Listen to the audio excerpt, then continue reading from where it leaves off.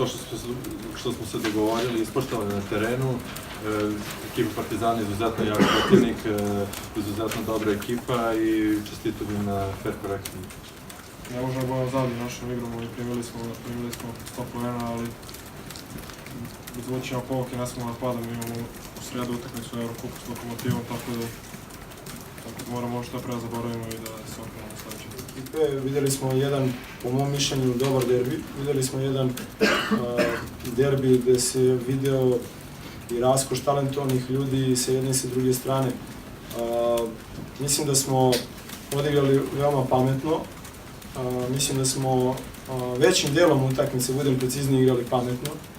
Mislim da smo tačno gađali tamo gde treba da gađamo u smislu napada. S druge strane, mislim da niko se ne zavarava sa tim da je Partizan loša ekipa. Naprotiv, Partizan je jedna odlična ekipa sa odličnim pojedincima koji su odlično našli svoje uloge, koji imaju jednu ozbiljnu i tržišnu cenu i to je sasvim opravdano zbog ovog kvaliteta koji su pokazali u ovom derbiju. I ne znam kako je to izgledalo sa strane, ali ja uopšte ne mislim da je ovo bila jedna laka utakmica za nas, jer je protivnik izuzetno kvalitetan i težan. Svim elementima igre su bili bolji.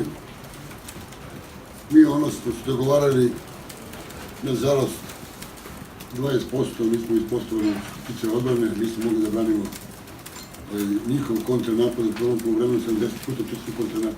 Mogli smo bolje da odigramo, nismo imali koncentracije, tiče tih kontranapada, rasirana sa 2 četvorke na pick and pop, da im trzali predavanje na cijelu utakmicu i dali 40 trojke.